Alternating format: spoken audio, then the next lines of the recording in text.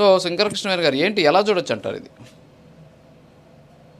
Sir మీకు అలాగే ప్రజ్ఞాన వీక్షకులకు ప్యానెల్ ఉన్నటువంటి పెద్దలందరూ కూడా నమస్కారం సార్. కా- జగన్మోహన్ రెడ్డి గారి ఉమ్, గురించి చెప్పుకోవాల్సింది ఏంటి సార్? సొంత చెల్లెలే తప్పించుకోలేనటువంటి పరిస్థితి. ఇవాళ వెంకటేష్ నాయుడు గారి గురించి చర్చ జరుగుతూ ఉంది. అంటే లిక్కర్ స్కామ్ లో ఇంత ఇలా చూసాం, అనేక మంది వ్యక్తులు చూసాం సార్. కానీ ఈరోజు జగన్మోహన్ రెడ్డి గారి వాదన ఎలా ఉంది అంటే, జగన్మోహన్ రెడ్డి గారు ప్రతి చోట కూడా మనం చూసుకోవచ్చు. విజయసాయి రెడ్డి గారి దగ్గర నుంచి, విజయసాయి రెడ్డి గారు జగన్మోహన్ రెడ్డి గారు జైలుకి వెళ్ళిన కాలంలో ఏటుగా ఉన్నటువంటి వ్యక్తి. అలాంటి వ్యక్తిని కూడా ఎలాగా మధ్యలో వదిలేశారు? సొంత చెల్లి జగన్మోహన్ రెడ్డి 16 నెలలు జైల్లో ఉంటే పాదయాత్ర చేసినటువంటి చెల్లిని ఏ విధంగా మాట్లాడారు? ఒక చీర కట్టుకుంటే ఆ చీర కూడా తెలుగుదేశానికి ఆపాదించి ఎల్లో కలర్ పసుపు రంగు చీర కట్టుకొని తిరుగుతుందని ఒక స్త్రీని అవమానించి మాట్లాడినటువంటి వ్యక్తి జగన్మోహన్ రెడ్డి. వాళ్ళ నమ్ముకున్నటువంటి వ్యక్తులందరినీ కూడా, అంటే దొరక్కపోతే వైసీపీ వ్యక్తి జగన్మోహన్ రెడ్డి గారి అభిమాని, జగన్మోహన్ రెడ్డి గారి మనిషి, దొరికేస్తే కాదు టీడీపీ వ్యక్తి. లేకపోతే ఇంకా అదృష్టం ఏంటంటే పవన్ కళ్యాణ్ గారితో ఫోటో దిగుంటే కనుక పవన్ కళ్యాణ్ గారు అయితే ఇంకా హైప్ ఎక్కువ వస్తుంది అనేసి వాళ్ళ మీడియా కూడా ప్రచారం చేసేది. సరే, నిన్న కూడా చూసాము అనేక విషయాలు క్లియర్ గా చూస్తూ ఉన్నాం. అంటే జగన్మోహన్ రెడ్డి గారు ఉమ్, తప్పించుకునేటువంటి ధోరణి ప్రతి చోట కూడా, దొరికినప్పుడు ఎప్పుడూ కూడా నా వాళ్ళు కాదని నట్టేట్లా వదిలేసినటువంటి వ్యక్తి జగన్మోహన్ రెడ్డి. అంటే క్యాడర్ కూడా దీన్ని చూసి కళ్ళు తెరవాల్సినటువంటి అవసరం ఉంది. ఎందుకంటే గ్రామ స్థాయి నుంచి కూడా చాలా మంది రప్ప రప్ప అంటూ జగన్మోహన్ రెడ్డి ఏదో మళ్ళీ అధికారంలోకి వచ్చేస్తాడు, అధికారంలోకి వచ్చేస్తే మళ్ళీ ఏదో రాష్ట్రాన్ని ఉద్ధరించేస్తాము, వీళ్ళందరి మీద కక్ష తీర్చేసుకుంటాము అనేటువంటి కుట్ర కోణం నుంచి జగన్మోహన్ రెడ్డిని సీఎం చేయాలి అనేటువంటి ఆ ఆ ఆలోచన నుంచి వాళ్ళ భవిష్యత్తు వైపు ఆలోచిస్తే మాత్రం చాలా బాగుంటదని మాత్రం నేను తెలియజేస్తున్నాను సార్. ఎందుకంటే జగన్మోహన్ రెడ్డి ఇవాళ మెయిన్ కీలకంగా ఉన్నటువంటి వ్యక్తులు, ఒక ఉద్యోగం చేసే వ్యక్తులు కావచ్చు, ఇవాళ ఐఏఎస్ ఐపీఎస్ దగ్గర నుంచి పిఏల వరకు కూడా ఎలా జగన్మోహన్ రెడ్డి కేసులో బలైపోతున్నారన్నది కూడా రాష్ట్ర ప్రజలకి క్లియర్ గా అర్థమవుతూ ఉంది, క్లారిటీ వచ్చేసింది.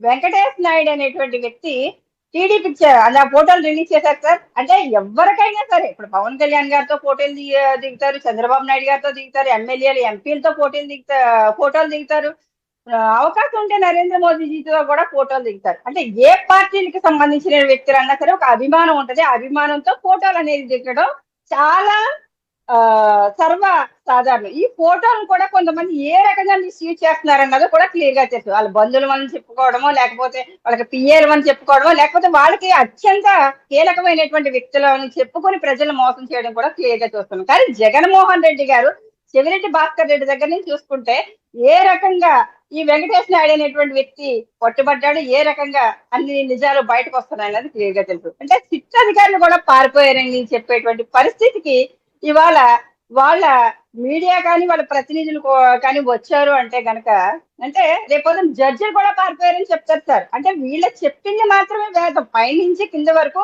వీళ్ళ పార్టీ హ్యాండిల్ ఏం చెప్తుంది, వీళ్ళ మీడియా ఏం చెప్తుంది, వీళ్ళ అధికార ప్రతినిధులు ఏ విధంగా మాట్లాడతారు, జగన్మోహన్ రెడ్డి గారి దగ్గర నుంచి ఎలాగా ఒక స్క్రిప్ట్ బయటికి రావడం కానీ, మాజీ సకల శాఖ మంత్రి సజ్జల గారిని ఎలా సర్క్యులేట్ చేస్తాడు అన్న దాని నుంచి కూడా క్లియర్ గా ప్రజలందరికీ కూడా అర్థమవుతుంది. వాళ్ళ క్యాడర్ కూడా అర్థమై ఉంటే కనుక నిజంగా ఇందులో చాలా మంది వైసీపీ అనేటువంటి ఊబులోంచి బయటపడి వాళ్ళ భవిష్యత్తుని నిర్మించుకునేటువంటి అవకాశం ఉంటుంది సార్. ఎందుకంటే ఇవాళ ఐఏఎస్లకి ఐపీఎస్లకి వాళ్ళ పిఏలకి గారు ఈ రోజుకి ఇప్పటికి కూడా మించిపోయి చూస్తున్నాం, పనిచేసే వ్యక్తులు ఇంకా కాదు. కూడా చాలా మంది ఇంకా చాలా మంది ఏం చేస్తున్నారంటే ఈ రోజుకి కూడా డై హార్డ్ ఫ్యాన్స్ ఉన్నారు. మరి వాళ్ళు అసలు జగన్మోహన్ రెడ్డి అంటే సరే 40% ఓటు బ్యాంక్ అని వాళ్ళు చెప్పుకున్న దాన్ని పక్కన పెడితే, ఆయనకి అభిమానుల విషయానికి వస్తే అసలు చాలామంది అసలు మొత్తం కుటుంబాలను కూడా వదిలేసుకుని ఆయన కోసం పరుగులు తీసేటటువంటి పరిస్థితి ఉంది. కనీసం వాళ్ళకి అరే నా కోసం ఇంత చేస్తున్నారే, మరి ఇలా కనీసం సరే నా కోసం ఇంత చేసినప్పుడు నా పార్టీ వాడని చెప్పుకునేదానికి కూడా లేకపోతే ఎంత దారుణమైనటువంటి విషయం. మరి అలాంటి వాళ్ళంతా కూడా మారాల్సినటువంటి అవసరం ఉందంటారా? తప్పకుండా రాజు గారు, ఎందుకంటే మారాల్సిన అవసరం ఉందండి. ఎందుకంటే వాళ్ళ చెల్లికి అతీతం కాదు, తల్లికి అతీతం కాదు, అలాగే కోడికత్తి సీనికి అతీతం కాదు. ఏటుగా ఎన్నో నిందలు మోసి పార్టీని, జగన్మోహన్ రెడ్డి గారిని అధికారంలో తీసుకురావడానికి పనిచేసినటువంటి విజయసాయి రెడ్డి గారికి మించిపోయి ఎవ్వరూ కూడా పనిచేసేటువంటి పరిస్థితి ఉండదు సార్. ఆ పార్టీ కార్యకర్తలు కూడా ఇది పునరాలోచించాలి. ఎందుకంటే ఒక అభిమానం అనేది ఉండొచ్చు ఏ వ్యక్తుల మీదన్నా, వాళ్ళు చేసేటువంటి ప్రతి కార్యం మీద కూడా ఒక పట్టుంటది. ఒక మనిషికి కనెక్ట్ అయ్యారు, వాళ్ళ మీద అభిమానం పెరిగింది అంటే వాళ్ళు నడ్డి రోడ్డులో వదిలేస్తారు అని మనకి క్లియర్ గా అర్థమైనప్పుడు ఖచ్చితంగా మనుషులు ఆలోచించాలండి. ఆలోచించకపోతే ఎప్పుడు కూడా భవిష్యత్తు అనేది నాశనం అయిపోతుంది.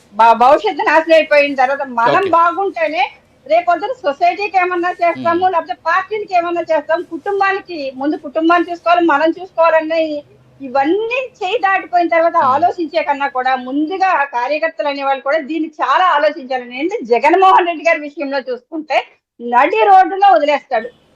క్లియర్ గా అర్థమవుతుంది. నిన్న yeah, okay madam. Venkatesh Naidu అనేటువంటి వ్యక్తి ఓకే. ఫోటోలు రిలీజ్ చేసి వాళ్ళ పార్టీ ఏం ప్రచారం చేస్తూ ఉంది. అసలు సంబంధమే లేదు మాకు. చంద్రబాబు ఓకే. నాయుడు గారితో ఫోటోలు దిగారు, లేకపోతే ఒక ఎంపీ గారితో దిగినటువంటి ఫోటోలు, ఇవన్నిటినీ సర్క్యులేట్ చేస్తూ వెంకటేష్ నాయుడు అంటే ఈ సిట్టు లిక్కర్ స్కామ్ అనేది కూడా కొన్ని రోజులు పోతే చంద్రబాబు నాయుడు గారు, లేకపోతే టీడీపీ పార్టీ చేసింది, లేకపోతే కూటమిలో ఉన్నటువంటి బీజేపీకి, ఇప్పుడు జనసేన చెప్తున్నారు మీరు ఇంకా రాలే మరి. ఇప్పుడు కూడా అదే చెప్తున్నారు. అసలు లిక్కర్ స్కామ్ కాజు చంద్రబాబు నాయుడు అని ఆల్రెడీ వాళ్ళు క్లెయిమ్ చేస్తున్నారు. కానీ యా, ఓకే మేడం, వస్తాను మీ దగ్గరికి వస్తా. విజయ్.